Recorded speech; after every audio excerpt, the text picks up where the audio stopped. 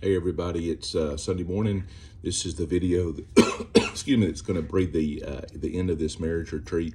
First first thing is it was a great weekend. We really enjoyed Mindy and I being with you guys.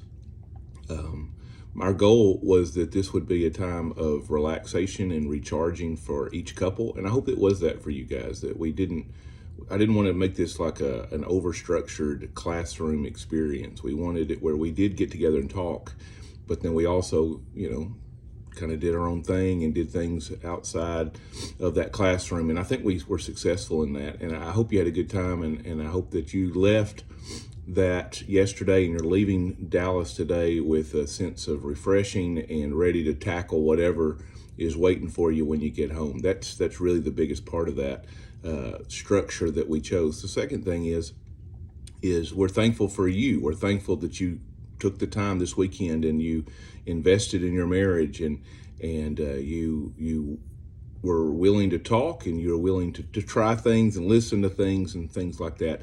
Hopefully we put some great resources in your hand, from the emotion wheel to the conversation to some of the helps.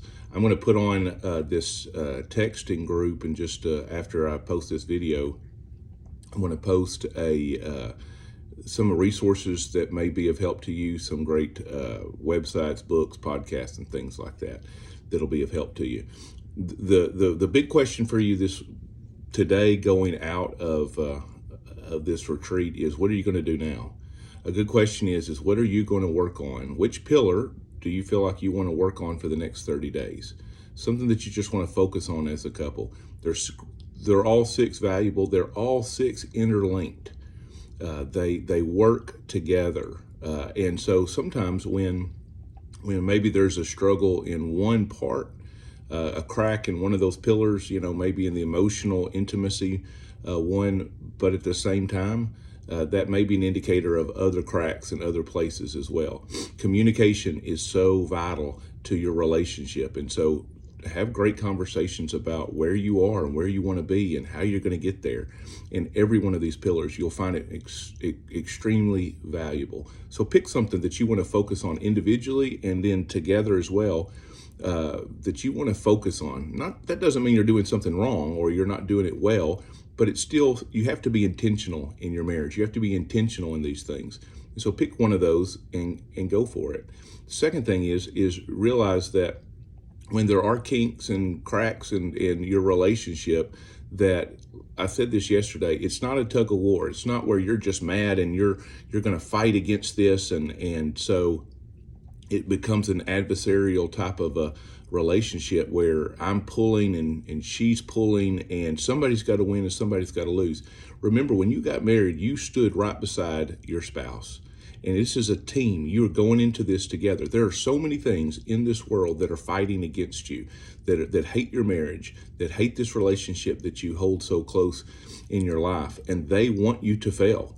And so there's so much outside. Don't let that impact your internal relationship with each other. You're on the same team. I think that's something that I say a whole lot, is that we're on the same team. We are trying to get to the same place. Your biggest cheerleader, the greatest champion in your life, is your spouse. So don't fight against them. Find the problem, the issue, the crack, whatever it might be, and find the resolution together. That's really where strength in your marriage is going to take place. It all begins with great conversations.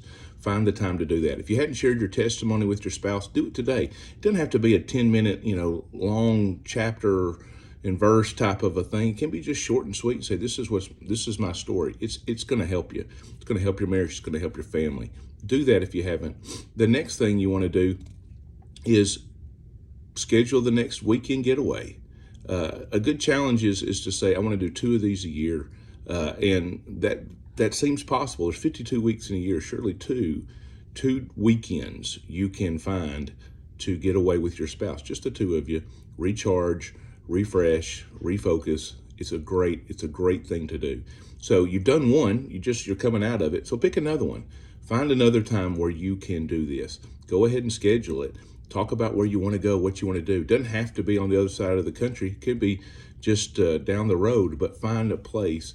make that connection, make that commitment. Read your Bible together. Start in a great place and just read it. Maybe you read it and then your spouse reads it and y'all kind of talk about it together. A great place to do that is in some of the devotion series. There's a lot of online ones as well that kind of keep you on track. Or just pick a book of the Bible.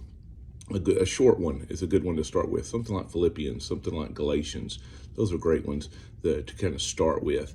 Another thing to do is encourage you to pray together. Pray together as you go, as you are around each other in the morning, at night. Pray for each other all the time. You know the stress that they're having to endure better than anybody. So pray for them. Do that. If you had a good time and you'd like to do this again, let us know. I'm thinking we're going to probably do this again next year. We'll find a different location. Nothing wrong with the one we did, but it's good to try new things and trying to draw other people into that, okay? God bless you. Be safe today. We'll talk to you when you get back to DCAM.